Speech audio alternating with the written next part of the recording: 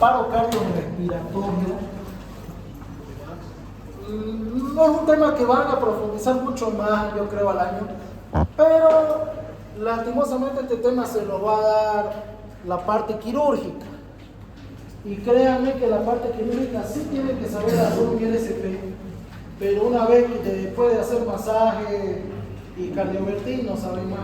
¿Ya? Entonces hay que aprender a diagnosticar un paro cardiorrespiratorio y también cómo evitarlo. ¿Ya? Entonces, concepto. Parada cardiorrespiratoria se define como una situación clínica que cursa con la interrupción brusca, inesperada y potencialmente reversible de la actividad mecánica del corazón y de la respiración espontánea. Eso es parada cardiorrespiratoria. Resucitación cardiopulmonar o RCP, que conocemos la mayoría, comprende un conjunto de maniobras encaminadas a revertir la parada cardiorrespiratoria, sustituyendo primero para intentar y restaurar después. En otras palabras, sustituyendo el primero, ¿qué quiere decir? Tratar de sustituir la función pulmonar y cardíaca para luego restaurar esos órganos dañados para que vuelvan a funcionar correctamente. Entre ellos, ¿cuáles serían la respiración y la circulación espontánea? ¿No?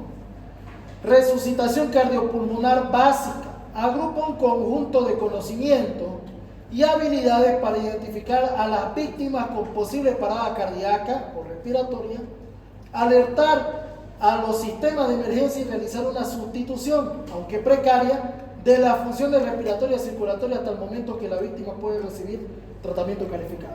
Aquí dice, aunque precaria, ¿por qué? Porque todos deberíamos saber hacer una resucitación cardiopulmonar básica, porque la parada cardiorrespiratoria no va a ocurrir siempre en el hospital, puede ocurrir afuera. Y vos pues afuera no vas a tener un desfibrilador, un electro, un monitor.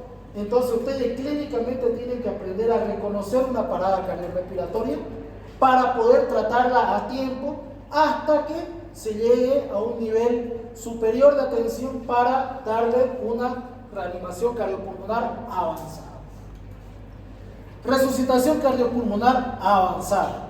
Agrupa el conjunto de conocimientos, técnicas y maniobras dirigidas a proporcionar el tratamiento definitivo a las situaciones que originan parada cardiorrespiratoria, optimizando la sustitución de funciones respiratorias y circulatorias hasta el momento en que éstas se logren recuperar. ¿Ya? Bien, etiopatogenia del paro cardiorrespiratorio. Las causas pueden ser variables, pudiendo utilizar el estudio, el recordar las 5H y las 5T. Recuerden, este mnemotecno lo vamos a usar toda su vida. Especialidad que hagan, la tienen que conocer. Y prometo que no va a pasar ninguno de años si no la sabe de memoria. Ya, a eso se llama educación por competencia. A ustedes les compete aprender esto porque es básico para cualquier médico. No importa si ustedes van a hacer solo estadísticas en el SEDE o van a dedicarse a la ecografía. Ustedes, por el hecho de llamarse doctor, en algún momento van a ver una parada y no van a quedarse ahí mirando. Ah, no, es que yo solamente hago estadísticas en el SEDE. No, ustedes son médicos y tienen que estar capacitados para atender una reanimación cardiopulmonar. ¿Ya? Entonces, para que ustedes reconozcan una parada cardiorrespiratoria o el riesgo de que se produzca una parada cardiorrespiratoria, tienen que conocer las 5H y las 5T del paro cardiorrespiratorio. Número 1, ¿cuáles son las 5H? Son las siguientes: hipovolemia, hipoxia, hidrogeniones, hipocalemia, hipercalemia e hipotermia. Y algunos colocan una secta H, por ejemplo en el San Juan de Dios decíamos la 6H y la 5T y la 6T, ya les voy a decir después. Algunos ponen aquí hipoglicemia. La hipoglicemia por sí no va a producir un paro cardiorrespiratorio de manera furtiva, pero si la hipoglicemia persiste en un lapso de más 4 a 6 horas y no es reconocida, sí puede provocar un paro cardiorrespiratorio. ¿Ya? Pero en las guías solo manejan 5H. ¿Por qué hipovolemia? ¿Qué pasa si un paciente está hipovolémico? Al estar hipovolémico va a haber menor cantidad de plasma, va a haber menor precarga y el gasto cardíaco va a estar disminuido, disminuido.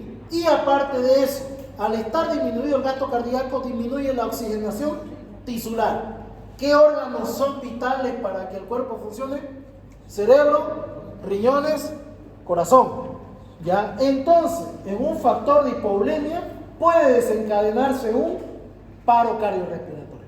Entonces, ¿en qué caso ustedes tienen que cuidar que no se origine esta primera H? Hipovolemia. ¿En qué caso? Hemorragias, traumatismo. Entonces, digamos, supongamos, estaba Tamara subiendo la escalera, se cayó 3 escaleras, se fracturó el cuello y una fractura expuesta de fémur. Ya, y está sangrando a borbotones. ¿Qué tiene? ¿Cuál va a ser el riesgo primero para que ella haga una parada cardiorrespiratoria? La hipovolemia. Entonces, ¿qué van a hacer ustedes para evitar la hipovolemia? ¿Qué van a hacer? Van a poner vendajes compresivos para disminuir la hemorragia, ¿no? ¿Qué más van a poner? Fluidos líquidos para tratar de expandir la volemia hasta que la trasladen a ella a un hospital y la puedan hacer transfusiones de sangre, reducir la fractura, etc. Con eso ustedes evitan el paro cardíaco por hipovolemia. Hipoxia. ¿Qué pasa con la hipoxia? El oxígeno es necesario para que los tejidos funcionen, sobre todo el cerebro. El tejido nervioso, ¿cuánto tiempo puede vivir sin oxígeno? 5 minutos. Es uno de los tejidos que menos tolera la hipoxia, ¿no? Algunos libros dicen 3 minutos, otros 5, con una fase de recuperación de 15 minutos. En sí, si pasan 15 minutos, esas neuronas van a morir y ya no se recuperan. Y al morir neuronas, sobre todo en la masa encefálica y en el centro respiratorio, va a producir una parada cardíaca. Ahora, ¿en qué casos podríamos ver una hipoxia y evitar que se produzca?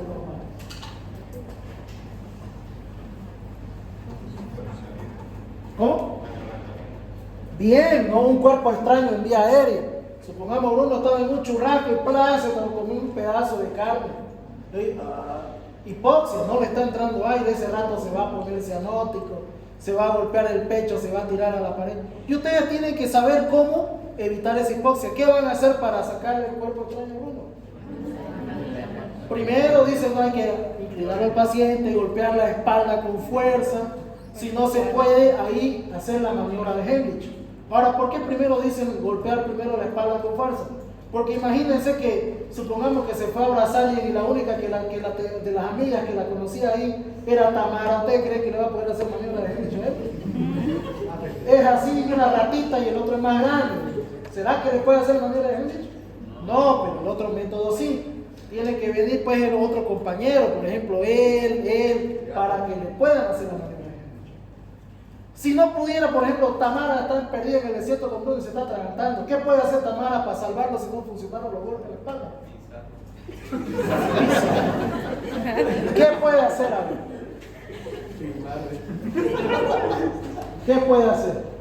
Me acuerdo que le hicieron una pregunta así a una amiga. Mira, su paciente se está atragantando, ¿qué va a hacer? Le dijo el doctor Aguilar. Y era un muñeco el que estaba ahí.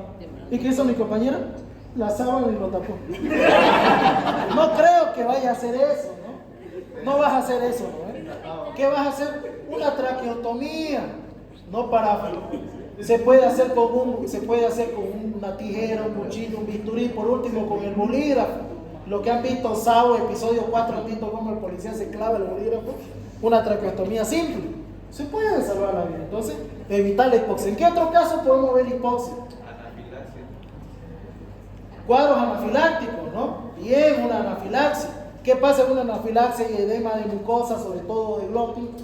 ¿Ya? Supongamos que ahí a Ivonne es alérgica a la maní, le dieron ahí ¿cómo se llama? Picolo, creo que es chocolate con maní, se lo comió, se le dermatizó la glotis. ¿Qué van a hacer con ella? Si están a tiempo, la van a intubar para evitar la hipoxia. Adrenalina, epinefrina, antihistamínicos. Si no tienen eso en la mano, para una traqueotomía, ¿no? Lo mismo, ¿no? A ver, otro ejemplo, por hipoxia. Por ejemplo, un paciente que queda atrapado en un incendio. Ahí, por ejemplo, Nancy estaba ahí en la casa y su novio le prendió fuego porque la pilló con otro. Y ella quedó atrapada ahí y empieza a inhalar humo. Y viene el bombero, la rescata, pero ella está bien taquipneica, ya está con una saturación de 60. ¿Qué van a hacer ustedes para evitar la hipoxia? Mascarilla con aflujo alto a todo volumen, ¿no? Para que limpie todo ese CO2 que ha acumulado. Entonces, se dan cuenta que esta 5H no solamente es para reconocer el paro cardíaco, sino también para evitarlo. ¿Ya? Bien, hidrogeniones, ¿a qué se refiere esto? Al pH. ¿Cuánto es el pH normal de la sangre? 735 a 745. Si es mayor a 745 es un pH alcalino. Si es menor a 735 es un pH ácido. Entonces eso les va a servir sobre todo a ustedes cuando estén de residente, cuando estén trabajando de médico general en alguna clínica. Supongamos que es un paciente séptico y ustedes llegan, revisan los laboratorios. A la miércoles este paciente no tiene gasometría para ver el pH y ustedes lo ven al paciente séptico, está taquipneico, con una respiración de Kumaul. ¿No será que está con una acidosis metabólica por la sepsis? Podría ser, y aparte de eso el paciente anúrico. Entonces, ¿qué puedo hacer? Una gasometría, ¡pum!, me fijo el pH, está acidótico, entonces yo actúo. ¿Qué voy a hacer? Administrar bicarbonato para mejorar ese pH, tal vez botar antibiótico, tal vez no le puso antibiótico el colega que le dejó el punto, ¿no? Entonces, eso es lo que se hace. Por ejemplo, pacientes respiratorios cuando hay una alcalosis. Normalmente esto ocurre, una alcalosis respiratoria, en pacientes, sobre todo mujeres que tienen los famosos HI o síndrome histérico o conversivo, que le dicen. Es el típico que lo confunden con convulsiones, y me imagino que alguno de la familia ha tenido acá, que es cuando le dicen, viene, por ejemplo, supongamos que está Ivonne ahí tranquila, viene el cortejo, te termino, ella se pone a llorar y después se tira al piso y empieza a pestañear así rápido y todo. ¡Ay, está convulsionando! Póngale la lengua. Pero ella sigue ahí. Eso se llama HI. ¿Y cómo se van a dar cuenta? Porque empieza a pestañear, a veces cierra los ojos, ustedes la apretan, mira un poquito de reojo y sigue haciendo así. Esos son síndrome histérico, que es por ansiedad, por las emociones fuertes. O cuando también pasa, cuando le dicen, no, falta una tía que por lastimosamente falleció un familiar, mira, se murió el tío tanto, y la tía se tira ahí. Y se pone ahí a como temblar, se tuercen, y después están tranquilas pero con los brazos torcidos así. ¿Y eso qué es lo que pasa? Porque al hacer eso empiezan a hiperventilar, alcalinizan el pH y produce contracción muscular. ¿Qué van a hacer con ese paciente? Normalmente cuando quedan así, no quieren destorcer, ¿qué hacía yo? Antes de que llegue la alcalosis, algunos dicen hay que pellizcarle la tetilla, hay que frotar el esternón, que duele, aunque no crean duele. Pero yo las veces que hacía eso no servía. Yo hacía una forma un poco más salvaje, pero 100% efectiva. Agarraba una toruna, unas 3 torunas con alcohol a la nariz, pero así bien cargadingas de alcohol sin exprimir. Se la apretan dentro de la nariz y lo tapan la boca y como si lo estuvieran asfixiando. Automáticamente él va a tratar de respirar porque no va a poder respirar por la boca, por la nariz. Se va a quemar la fosa nasal y el ratingo reaccionan y todavía te dicen, ¿qué pasó? ¿Dónde estoy? Así se hacen los OPA. Funciona. Si ustedes dicen, usted doctor es muy salvaje, el docente uno de mis jefes dice que como en el japonés, cómo hacían para esos síndromes conversivos, que normalmente lo único que hacen es ocupar espacio para un enfermo de verdad. Había uno que era más salvaje, llegaba al japonés, llevaban al síndrome conversivo, le hacían todo, no quería relajar. Bueno, lo llevaban a reanimación, lo paleteaban con 150. No hay tu tía. También ha pasado eso, por ejemplo, en el hospital cuando pasó uno así, que hay algunos que aparte de eso te voy a matar, como si tuvieran endemoniado. Me acuerdo que me llegó uno así, agarraba y le decía a mi vecino, sos una puta. Y todos pensaban que era un endemoniado, vino a la limpieza, le puso una Biblia en la frente. Vino una monja y se puso a rezar y le dijo, sos una zorra, le decía, no hay que llamar al padre tanto, no tengo demonios. Era un síndrome conversivo. Y bueno, hice algo ilegal, pero funcionó. nos salvó el turno. Agarré la desmayé a la paciente. Como estaba en la camilla y ella empezaba a agitarse así, yo la hice así en la cabeza y ¡pum! La golpeé con la cabeza. A la camilla. ¿Qué pasó? Se durmió toda la noche y despertaba otro día. Tranquila. De todas formas le hicimos una toma para ver que no haya hecho teco. Por si acaso. Antes o después. Pero esos son los casos de alcalosis. Son anécdotas que pasan en el hospital. Cuando el Harrison no funciona, hay que improvisar. Eso decía el jefe de emergencia. Eso decía el jefe de emergencia. Ya.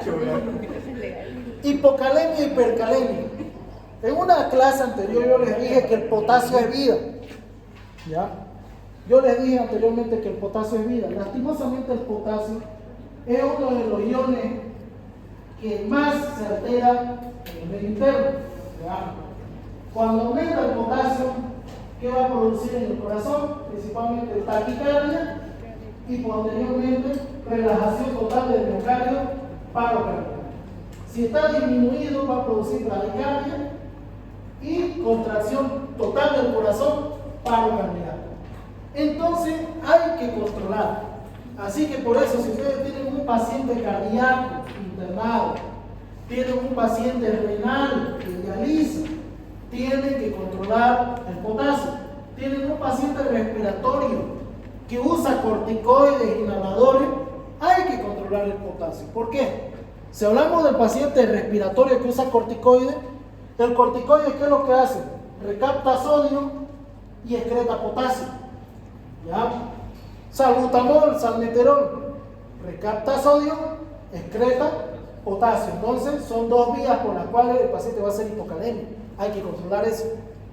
Paciente diabético, la insulina funciona con la bomba sodio-potasio. Dan insulina a un paciente diabético, pum, baja la glicemia, está feliz y contento y después, pum, te hace paro. ¿Por qué? Porque excreta potasio al administrar la insulina. Hay que tener cuidado en esos pacientes. Ahora lo contrario, cuando aumenta el potasio en los renales crónicos, el riñón deja de funcionar y en vez de excretar potasio lo empieza a retener y empiezan a hacer hipercalemia bastante peligrosa y empiezan a hacer un montón de arritmias hasta llegar al paro cardíaco.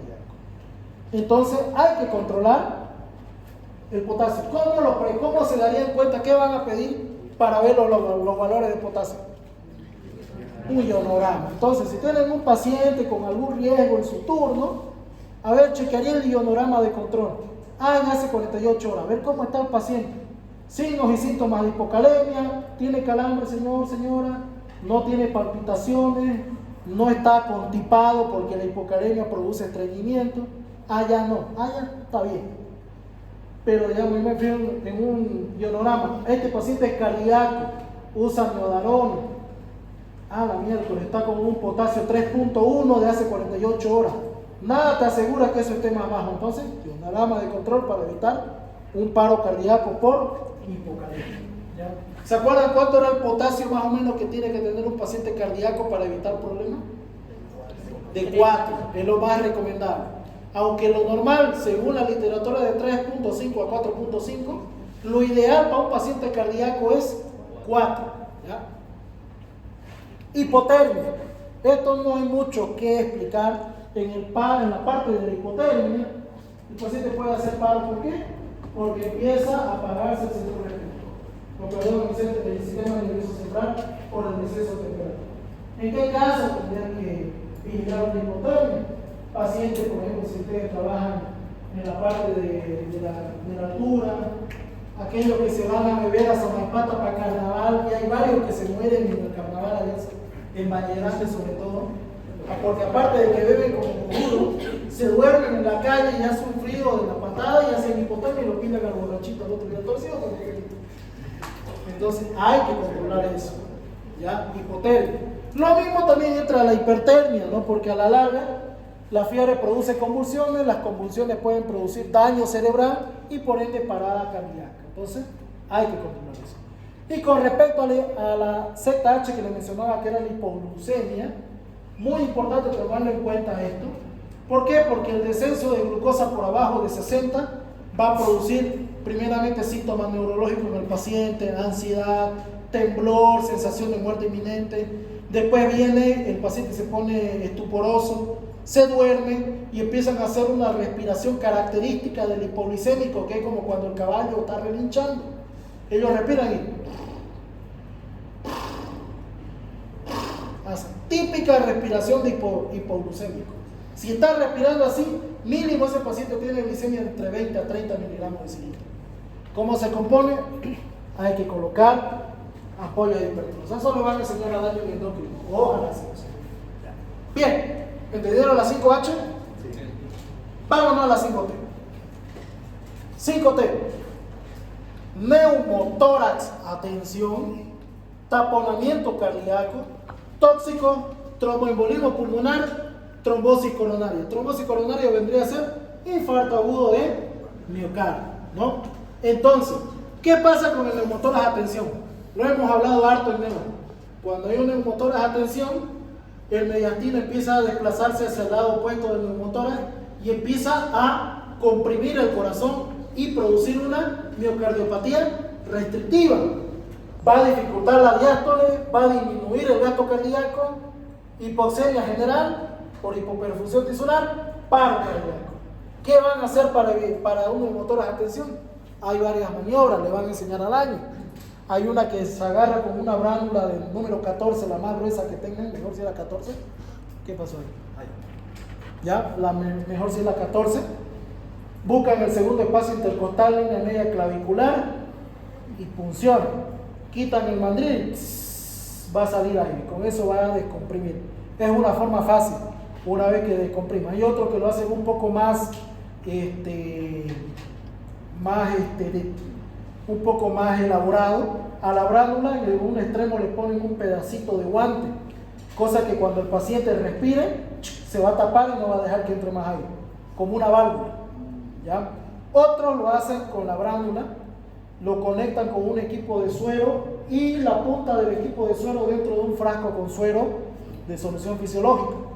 Entonces al colocarlo va a salir al aire, va a burbujear el frasco, pero el agua no va a dejar que vuelva a entrar el aire ahí y va a mantener descomprimido el pulmón hasta que llegue el cirujano y coloque un tubo para que haga una buena expansión. Sí, ese mismo. Good Doctor es pura fantasía. Ya. Taponamiento cardíaco, igual que Grey Anatomy. Aunque Grey Anatomy muestra más o menos lo que hacen los internos, los cirujanos, pero los casos clínicos, ni cagando van a ver un cirujano leyendo el electrocardiograma. Ni cagando. ¿Ya? Taponamiento cardíaco. Ya hemos hablado de taponamiento cardíaco. ¿Cómo prevenimos un taponamiento cardíaco? La triada de B, ¿no es cierto? ¿Cuál era la triada de B? Hipotensión, ruidos cardíacos disminuidos o abolidos y ingurgitación yugular. Ven un paciente con eso y triada de B, hay que hacer una pericardiocentesis para comprimir ese pericardio y evitar el taponamiento cardíaco, ¿no? Tóxico. Aquí entra todo lo que se intoxica. Puede ser por consumo de ibuprofeno, paracetamol, sobre todo el paracetamol, que la dosis es mortal a partir de 4 gramos, ¿no? El que se quiere suicidar con 4 gramos lo hace tranquilamente. Con 2 gramos queda con una hepatitis. Puede quedar con una hepatitis fulminante, depende del bicho. Si le damos a tomar a 2 gramos se muere el ratito. Pero si lo vamos a verlo, aguanta por lo menos hasta el otro día. Como decía mi docente de histología cuando yo estaba en primer año, todo depende del bicho. Si el bicho mide 1 metro, el intestino va a medir. Si el bicho mide 2 metros, el intestino va a medir 10. Si el bicho es más chiquitito, va a medir 7. Todo es relativo. ¿Qué más entra en tóxicos? No solo los medicamentos, ¿ya? Entra también lo que se llama las toxinas, los venenos. Por ejemplo, mordeduras de serpiente, ya picaduras de raya, en algunos casos que hacen anafilaxis. ¿Qué más entra en tóxicos? Antiarrítmico, amiodarona, beta bloqueante. Había una paciente que nos llegó con intoxicación por beta bloqueante. Ella tomaba bisoprolol 10 miligramos diarios y se olvidó durante 3 días y la típica. Ay, no tomé 3 días, me la tomaré las 3 juntas. Y cuando Corán estaba con una bradicardia extrema, llegó con una bradicardia de 40 latidos por minuto, estaba ahí toda hipotensa. Tuvieron que pasar la terapia, le pusieron un marcapaso temporal, le metieron atropina hasta que empezó a reaccionar el corazón y después retiraron el marcapaso temporal alta. Hay que tener cuidado con los medicamentos, sobre todo pacientes de la tercera edad y niños, a veces se dosifican mal. Aunque, como Bolivia es el país de la maravilla, no faltan algunos adultos así como nosotros que hacen huevadas, como la que vimos ahora en la práctica, en la última paciente de la práctica. ¿Ya? En vez de inhalar el inhalador, se lo comía. ¿Cómo se lo comía? O sea, se lo disparaba y no se guardaba la boca y se lo comía todo. ¿Ah? Más o menos. En house era el perfume. Ya me pasó una de esas. Ya me pasó a comienzo de año antes que comencemos clase. Me dijo el doctor que lo usa así. Ay, Dios mío, no había sido mentira. Ya, pasa, la idiotez no tiene límite, como decía Berlín.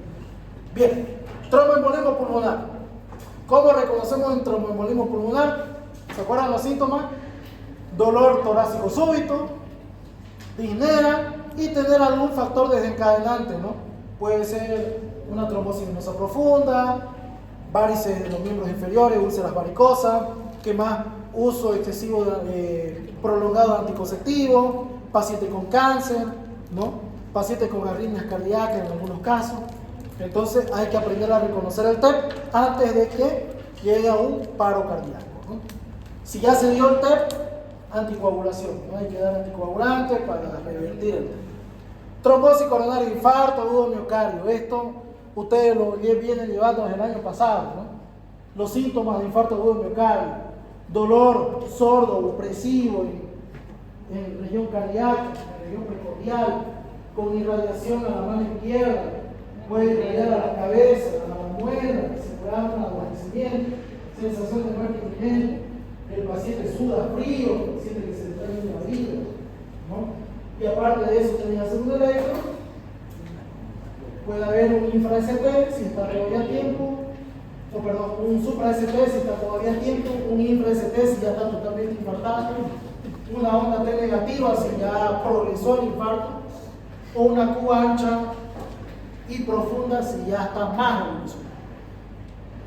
¿No? Entonces hay que evitar todo eso. ¿Cómo evitamos infarto de miocardio? Por ejemplo, si tienen un paciente que es obeso, ¿qué van a hacer? Primero, pedir lípidos y colesterol. Mientras más alto estén los lípidos y el colesterol, sobre todo el LDL, va a haber mayor riesgo de que haya rotura de placas de ateroma.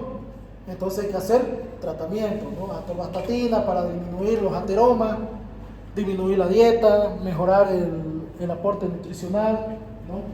¿Qué más? Controlar la presión arterial, controlar los hábitos, dar medicación antihipertensiva si es necesario, dar anticoagulantes antiagregantes plaquetarios como la aspirina para evitar que se llegue a un infarto de miocardio, ¿no? Aunque en los últimos estudios se ha visto que ya están dejando de dar la aspirina profiláctica, ¿no? Es que a veces algunos abuelos, la típica, van por presión alta, pero ya le daban su aspirina para que vaya tomando todos los días, aunque no tenga riesgo de infarto. Ahora salió un último estudio que salió junto con la NIHA, que es la nueva clasificación de hipertensión arterial, que de nuevo no tiene nada, es lo mismo, solamente cambiaron el color de la tapa. Siempre me hago la burla de los internistas porque ellos farsean su Sanford. Me acuerdo que el doctor dice, pero va a salir el Sanford, ¿no? Yo con mi Sanford 2018, ¿no? 2015, y él va a salir el Sanford 2019. Decía, René, tenés que actualizarte, yo no tenía plata. Sacó su Sanford 2019, mirá, tengo el Sanford 2019. Yo agarrado, tiene lo mismo. ¿Y cuál es la diferencia de ustedes? Solo el color de la tapa, digamos, la mía era verde y él era ploma.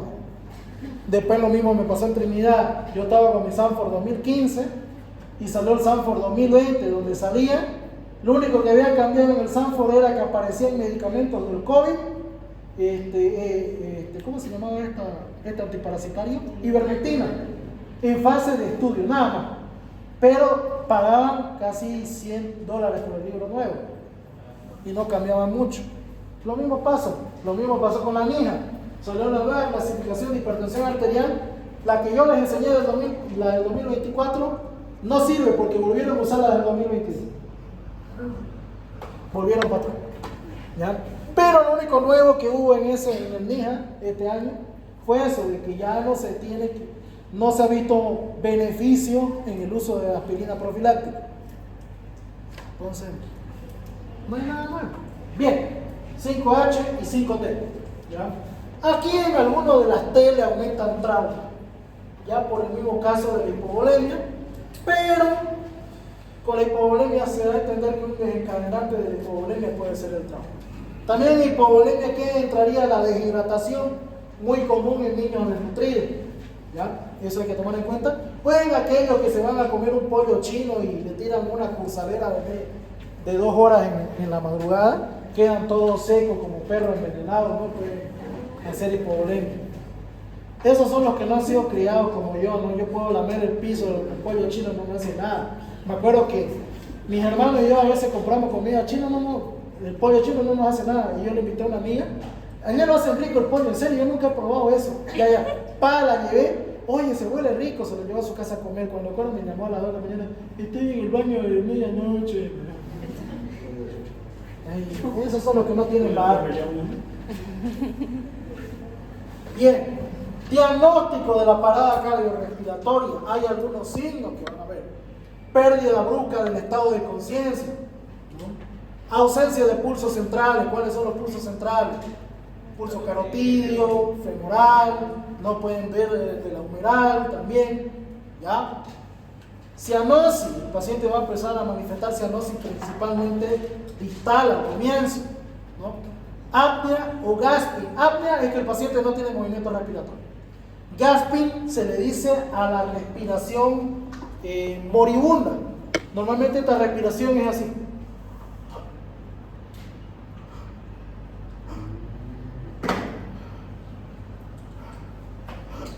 Así, esa es la respiración moribunda, gasping.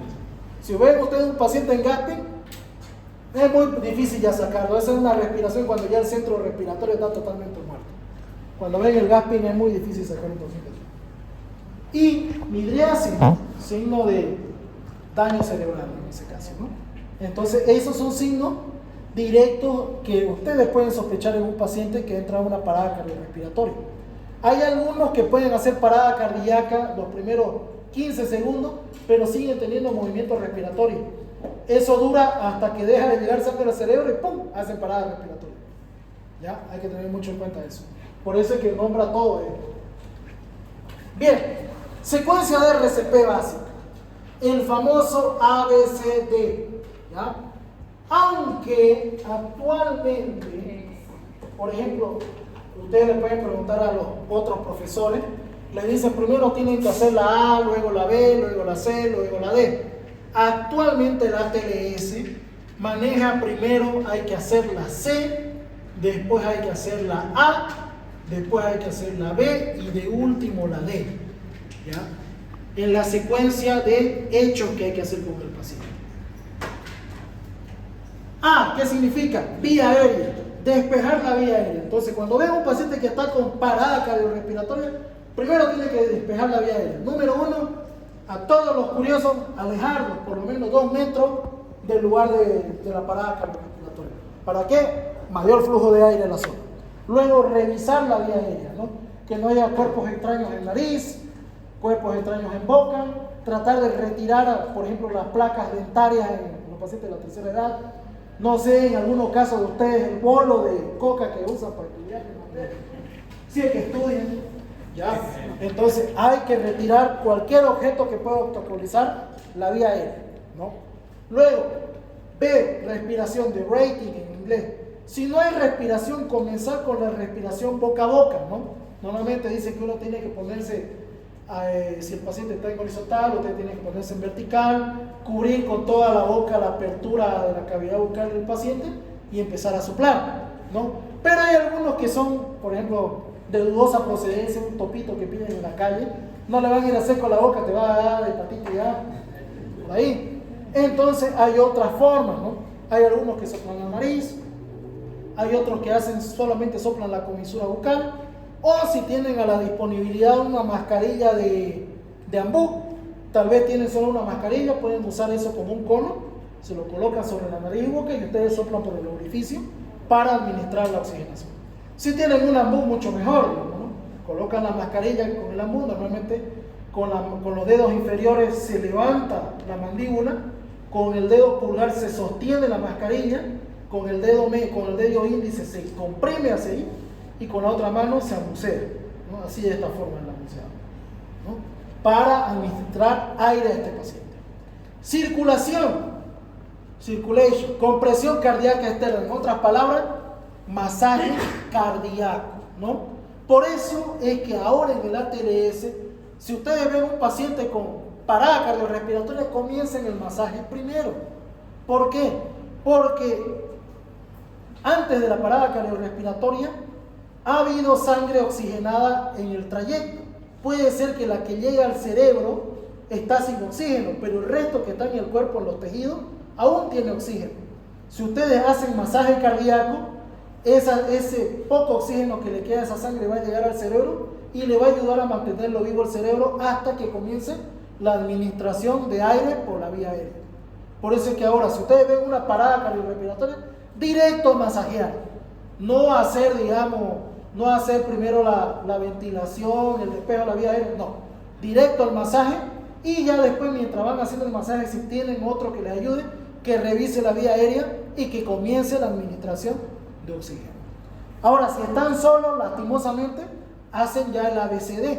Primero por la vía aérea, despejarse todo, para empezar la administración de ventilación y masaje cardíaco. En lo posible, si ustedes están en un lugar hospitalario, ver la posibilidad de hacer una desfibrilación, ¿no? Utilizar desde el comienzo, siempre que esté indicado el equipo y el equipo esté disponible.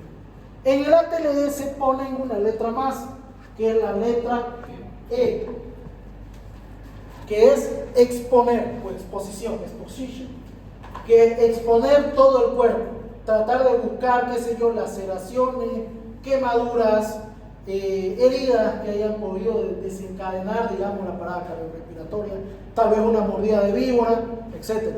Para saber y tratar de solucionar todo sobre la marcha, ¿no? Vía aérea. ¿Qué tenemos que tener en cuenta la vía aérea? Debe garantizarse una adecuada oxigenación y ventilación por un tiempo indeterminado. ¿Por qué es indeterminado? Porque imagínense que uno hizo una parada cardíaca allá por Los Pozos y hasta llegar al hospital San Juan de Dios son 15, 10 minutos, 20 minutos hasta que llegue la ambulancia y Naidenil lo tiene que ventilar hasta ese entonces, ¿no? Y no sabemos si hubo un corte de luz en toda la ciudad y el ventilador no funciona. Entonces vamos a tener que administrar oxígeno hasta que haya luz, ¿no? Entonces hay que planificar eso sobre la marcha. Tener presente que todo paciente con parada cardiorrespiratoria potencialmente tiene estómago lleno, ¿ya? Siempre tienen que pensar, ese paciente puede tener algo en el estómago. ¿Por qué? Porque imagínense que haya comido recientemente. Cuando comiencen a administrar el aire, no entra todo hacia la laringe, pasa al esófago, llena el estómago y puede producir vómito. Entonces ustedes tienen que tener siempre a mano también un aspirador o algo para aspirar, o si comienza a vomitar, ponerlo de lado para que vacíe todo el contenido y continuar la ventilación de este paciente. Entonces, todo paciente parada cardiorrespiratoria, considérenlo estómago lleno hasta que no se ventile. ¿Ya? Dispositivos más usados para la ventilación. Mascarilla de ambú, que aquí lo tenemos, ¿no? Normalmente una mascarilla de ambú, tenemos la mascarilla, una válvula unidireccional, la toma de oxígeno, la bolsa con reservorio y la bolsa autoinflable, ¿no? Este va a ser su mejor amigo, este va a ser su rifle de ustedes, así como el de los soldados, cuando hagan internado. ¿Por qué? Porque en este país, normalmente una emergencia tiene 2 a 3 ventiladores, de los cuales 2 no funcionan y uno está ocupado. Y les va a llegar un paciente y van a llamar al modelo 2025 de ventilador mecánico autopropulsado con Coca-Cola, que son ustedes. Ya van a ir con el ambú y van a empezar a propulsar, y ahí se va a estar, digamos, Tamara cansada, estoy muriendo, ya una coquita para que recargue el día. Lo mismo ustedes, ¿no? le van a dar coquitas, se van a calambrar. Lo recomendable es que cada persona no debería bucear más de 15 minutos. ¿Por qué? Porque produce macurca de la mano, se van cansando y dejan de ventilar. Pero hay algunas que son cuerudas, sobre todo las mujeres pasadas. Como las mujeres son más voluntariosas y los hombres somos más vivos, pasó una vez que empezaron a llamar, nos estábamos de turno en piso, y llamaron a piso y nos dijeron: en emergencia tenemos un paciente parado, todos los están ocupados, por favor mándenme a los internos que tienen que hacer nada especial. Y entonces agarramos, lanzamos suerte, dijimos lanzamos suerte porque hicimos trampa, marcamos todos los papelitos como que primero, pero ella no sabía que todos estaban marcados con primero, entonces cualquier papelito que agarre le dice primero. Entonces ya agarraron, me tocó primero, ya, en 15 minutos viene alguien, ya, para. Y nos quedamos a dormir, no pensamos que ella se iba a quedar a bucear. Ella bajó a bucear a las 2 de la tarde, a las 2 de la madrugada, y a las 7 de la mañana vuelve a venir así. Son unos pendejos, me dejaron buceando toda la noche. Y también el otro pendejo residente por no llamar, podía haber llamado a otro servicio, no la dejaron buceando todo. Y vino la residente y nos preguntó: ¿cómo va a dejar bien a su compañera buceando con las manos así, linda de ampolla de tanto bucear? Y todo esto inflamado. La tuvieron que pichar con fluoxiatrin para que le deje de doler, de contracturante, y la mandaron a la casa. Cansa, entonces no más de 15 minutos por animalito. Exijan su derecho para que tengan buceando 15 minutos y después no van a bucear bien. Pero ella fue cueruda y pudo bucear bien, aunque se jodió la mano. Bien, cánula de mayo. Esta cánula de mayo yo les digo la mini intubación endotraqueal, porque esto nos facilita la administración de oxígeno hasta que consigamos un ventilador mecánico. Este es el aparatito de la cánula de mayo, es como un tubito plano en forma de una J que viene en varias medidas, ¿no? Esta cánula se utiliza, no entra dentro de la tráquea, pero sí por lo menos apunta hacia la laringe y facilita la conexión de un ambú, ya si es que no tienen a la mano un tubo endotraqueal, ¿ya? Además de eso, por la misma forma evita que el paciente se trague la lengua, que la lengua pase a obstruir la glotis, y también en parte ayuda también a que el contenido gástrico no llegue a obstruir a la parte traqueal, ¿no? Y luego tenemos el famoso tubo endotraqueal, que este tubo endotraqueal en los hospitales públicos es el que más escasea. Siempre hay, no sé por qué en hospitales públicos, por ejemplo San Juan de Dios no tiene pediatría, no atienden niños, pero no sé por qué hay tubos 3.5 y 5 si se atiende solo adultos. Por alguna razón hay tubos para niños, pero no hay para adultos. Así que si se van a los hospitales públicos como San Juan de Dios, Francés, este es uno de los insumos que más faltan en los carritos de parto.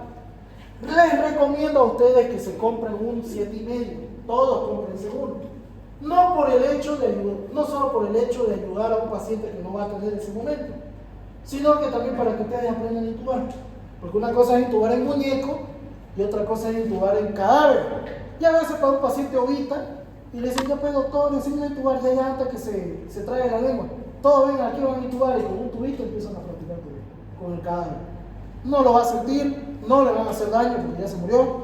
Entonces ustedes van a practicar con cadáveres. Los internos siempre practican con cadáveres, pero no les van a regalar un tubo. Pero si ustedes van con su tubo, se les va a enseñar. ¿Ya?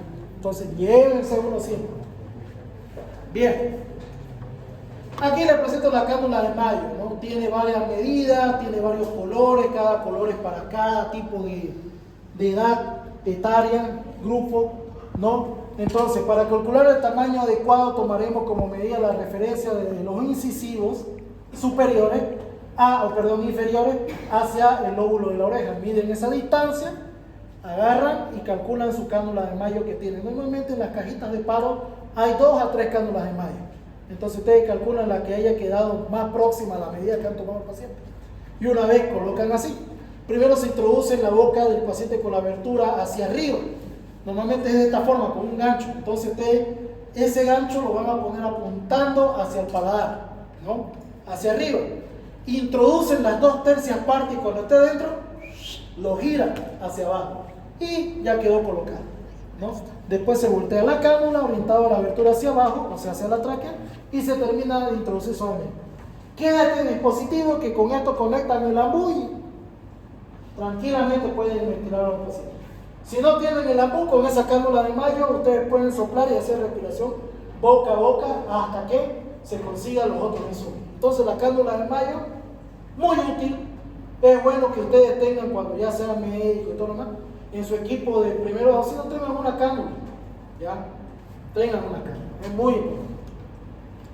Desfibrilación. Este es el aparatito, el desfibrilador. Es un aparato que administra de manera programada y controlada una descarga eléctrica, ¿no? Con el fin de controlar una arritmia cardíaca. La fibrilación ventricular es el ritmo inicial más frecuente en el paro cardíaco súbito. Cuando hacen paro, normalmente lo más común es que haga una fibrilación ventricular y esa de inmediato se tiene que hacer desfibrilación. La desfibrilación es el único tratamiento efectivo para la fibrilación ventricular. La probabilidad de desfibrilación exitosa disminuye rápidamente conforme el tiempo pasa una vez iniciada la fibrilación ventricular. En otras palabras, el paciente entró en paro, mientras más tiempo tarden en hacer la desfibrilación, menos efectiva va a ser. Pero si ustedes desfibrilan a tiempo, mayor la probabilidad de que el paciente pueda salir del paro. La posición de las palas debe optimizar el paso de la corriente eléctrica a través del corazón. La posición más recomendable de las palas es la llamada anterior apex, como vemos acá. Normalmente esta tiene que estar sobre el esternón, pueden ponerlo en el borde derecho del esternón, y la otra sobre el foco mitral. Colocan en el foco mitral, desplazan hacia la izquierda hasta llegar a la línea media axilar. Esa es la posición apex esternón.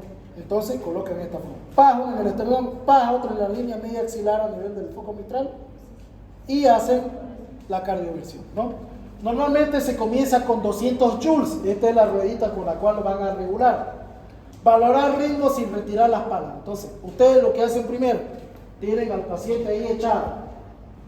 Todo el mundo dice ya, despejen, dejen de ambucear, dejen de ventilar, todos afuera, nadie toque la cama. Yo agarro, coloco una pala aquí sobre el pecho, la otra acá. Veo el monitor y tengo que fijarme si es un ritmo desfibrilado, si está en fibrilación ventricular. Si está, qué sé yo, en una FA, te va a salir así en rojo, que no puedes desfibrilar. Pero, si empieza a hacer hipotensión, ¡pum!, te va a saltar verde y podés desfibrilar en ese caso. Ya, entonces, hay que ver. Una vez que ya está todo, colocan a 200 joules, todo atrás, ¡pum!, pasan la paleteada, dejan las paletas ahí y se fijan si hay ritmo. Si hay ritmo, retiran las palas y bueno, ya salió el palo. Pero a veces cuando paletean sigue haciendo fibrilación. Muy bien, suban a 250 o lo subimos a 250. Otra vez, atrás, ¡pum!, 2 veces. Nada, no salió de la fibrilación. Tercera vez suben a 300. Vuelven a paletear. Si sale a ritmo, paran la desfibrilación. Si sigue habiendo, suspenden la fibrilación, masajean un poco más, oxigenan al paciente para volver a hacer otros ciclos de paleteado. ¿Ya?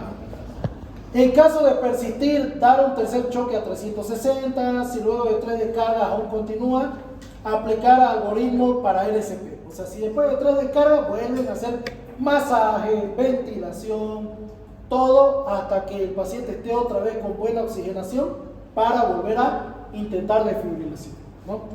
Incluyendo intubación endotraqueal y acceso venoso.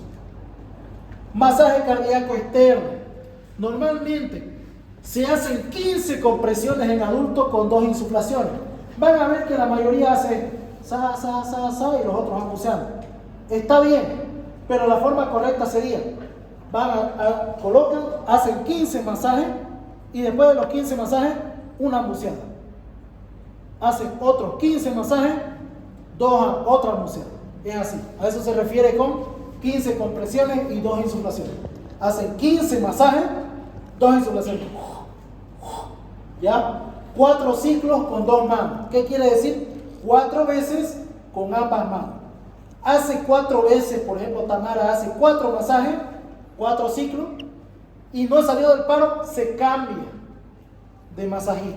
¿Por qué? Porque también esto cansa, se cambia de operador, porque esto cansa y el hecho de que el operador se va cansando aumenta el riesgo de lesiones durante el masaje, sobre todo fracturas costales, porque empieza a hacer mal fuerza, ¿ya? En niños, 5 compresiones y una insuflación por 20 ciclos. 1, 2, 3, 4, 5. 1, 2, 3, 4, 5. ¿No? Lactante, 2 compresiones. Pero aquí dice con una mano, entonces ustedes van a hacer así.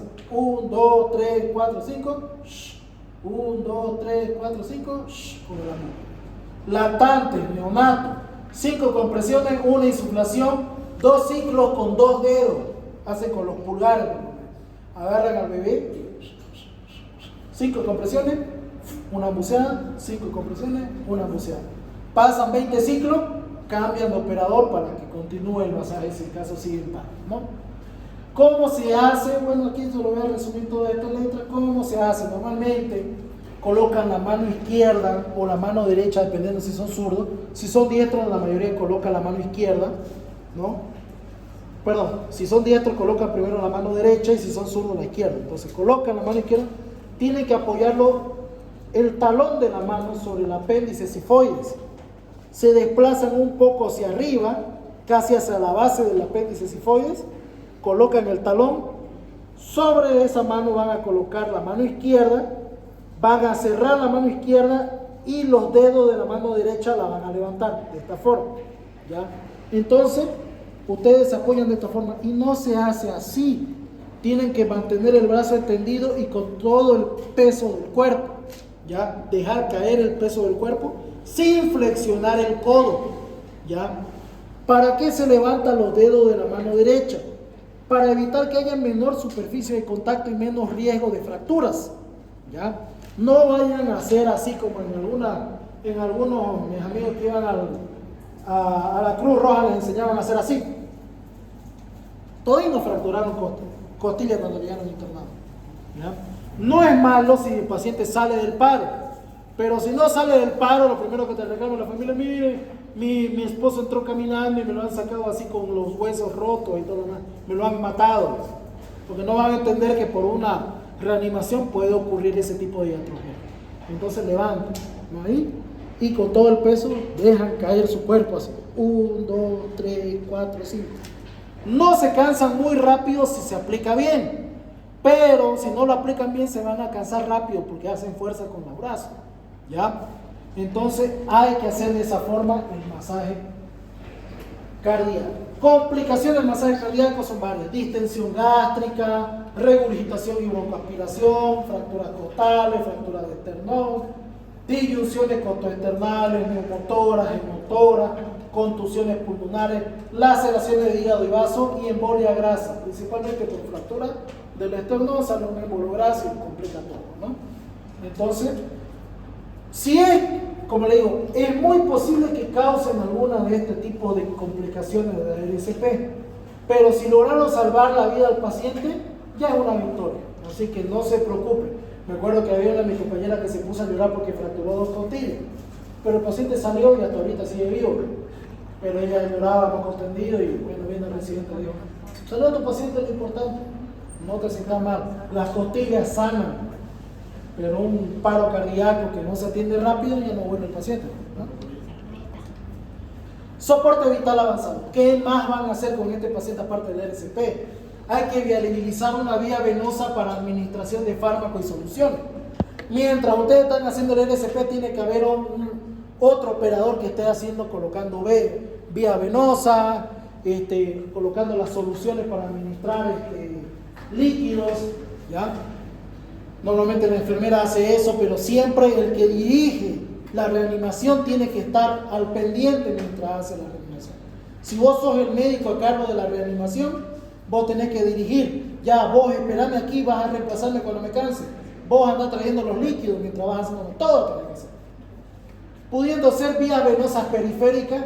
Las vías venosas periféricas son las más utilizadas en la reanimación cardiopulmonar porque no entorpecen la RCP. Porque mientras el otro está masajeando, agarran un brazo o una femoral y van colocando vía.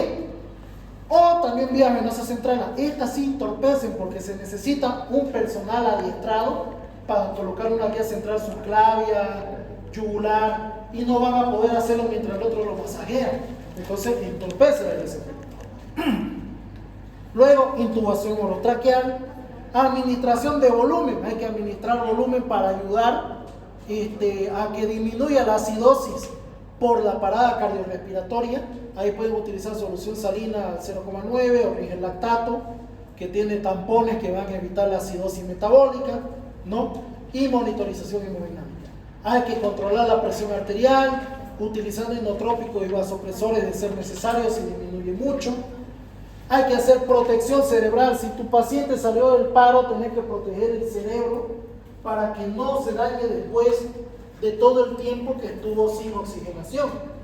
Entonces, estas son las medidas de neuroprotección. No sé si en neurología se nos enseñaron, pero esto tienen que saber ustedes para evitar cualquier tipo de paciente, no solo los del paro. Un paciente con convulsión, un paciente con TEC, un paciente con ACV, tienen que tener estas medidas de neuroprotección. Ventilación con FiO2 que garantice una saturación de por lo menos 90% de oxigenación. Centrar y elevar la cabeza. Por ejemplo, normalmente han visto el paciente tequeado y lo tienen con la cabeza a un lado. O lo tienen con la cabeza a un lado. O abajo. No. Para eso existe el collarín cervical y ustedes tienen que mantenerlo recto. ¿Por qué? Porque si el paciente que convulsiona está de esta forma, por la arteria, por las vacilares y la yugular, no va a haber buena circulación, perdón, la carótida, no va a haber buena circulación y oxigenación al cerebro, lo mismo al otro lado. Entonces tienen que mantener la perfusión y la oxigenación, entonces tienen que mantener la cabeza centrada y levantada. ¿Qué más? Tratar edema cerebral, si el paciente se ha tequeado o algunos pacientes que están en estatus convulsivo se edematiza el cerebro, hay que usar diuréticos osmóticos como el manitol. ¿Para qué? Para desinflamar la masa encefálica. En algunos casos furosemida y también hiperventilar a estos pacientes, que la hiperventilación va a ayudar que desmatice el cerebro. Tratar convulsiones, evitar las convulsiones. En otros casos pueden usar diazepam, ¿ya? Disminuir el consumo de oxígeno, pueden paralizar, relajar, inducir hipotermia en algunos casos, o hacer un coma barbitúrico, o sea, lo duermen, ¿no? Y lo conectan al ventilador para evitar que se siga dañando la masa encefálica. Anticoagular, muy importante para evitar los ACV isquémicos, ¿no? Heparina de bajo peso molecular. Uso de esteroides para desinflamar, ¿no? Dexametasona y hidrocortisona. Y bueno, esto se los voy a dejar para que se las voy a pasar esta diapositiva porque esto no está en el libro, ¿ya? Se los voy a pasar para que la tienen una leída. Todo esto es el algoritmo de qué tienen que hacer en distintas etapas de una parada cardiorrespiratoria, qué pasos van a hacer, etc. Ya lo mismo en caso de asistolia y bueno,